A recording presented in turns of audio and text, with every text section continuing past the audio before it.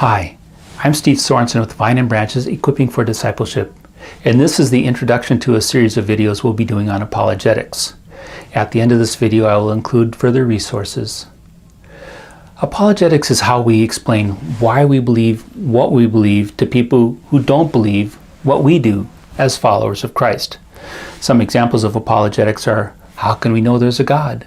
Or why would God allow for suffering and evil? Don't all religions lead to God? Or what's the relationship between science and faith? And there's a host of other topics. 1 Peter 3:15 tells us to always be ready to give an answer, an apologia or apologetic, to everyone who asks us to give a reason for the hope that is within us, yet to do this with gentleness and respect. This means we don't argue with someone with the intent of persuading them or convincing them of our position. When we argue with someone, we hold the argument in higher value than the person we're arguing with. Now, it's good and important that we hold on to what we believe, but we need to do it with love. In this video, we'll be discussing how to use apologetics when sharing our faith using these three principles. The first principle is, people don't care how much you know until they know how much you care. Think of the golden rule. Treat others in the way that you'd want to be treated. Would you be persuaded by someone who tried to change what you believe about your faith, yet you didn't believe that they cared about you?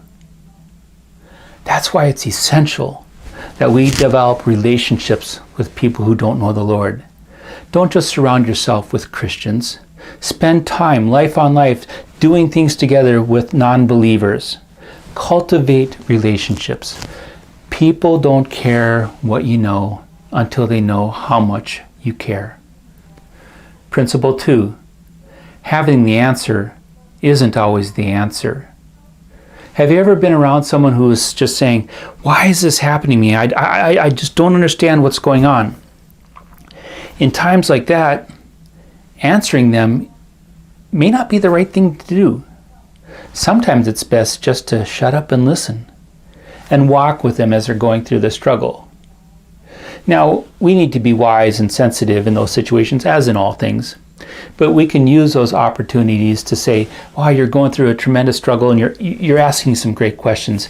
You know, I've wrestled with those questions myself. I would love to hear your thoughts sometime. Or could we get together and talk about this when you're ready?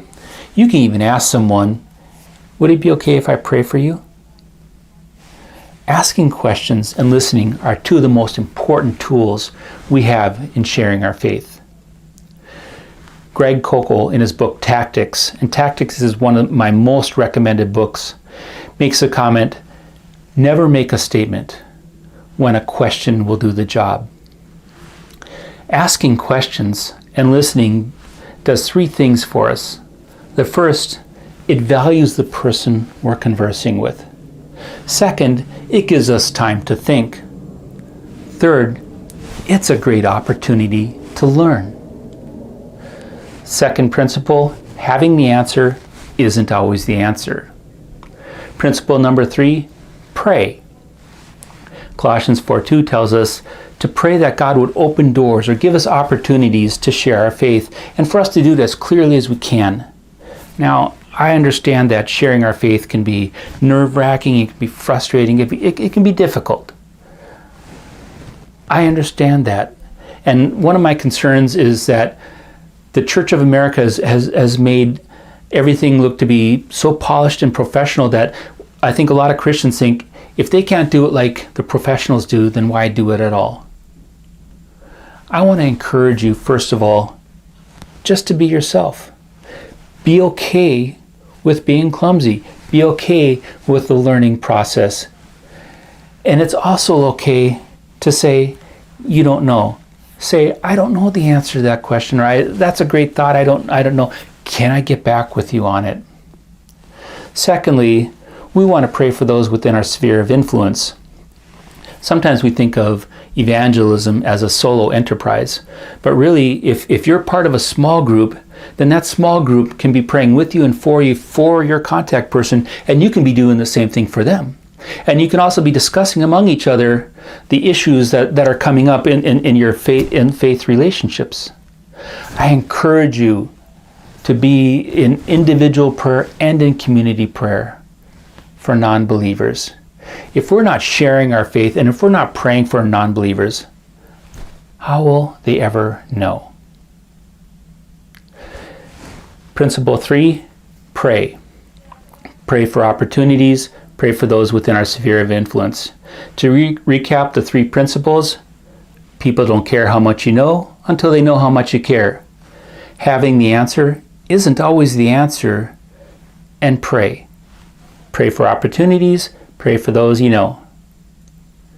In the next video, we'll be discussing what is faith and asking the question, do you really believe what you believe?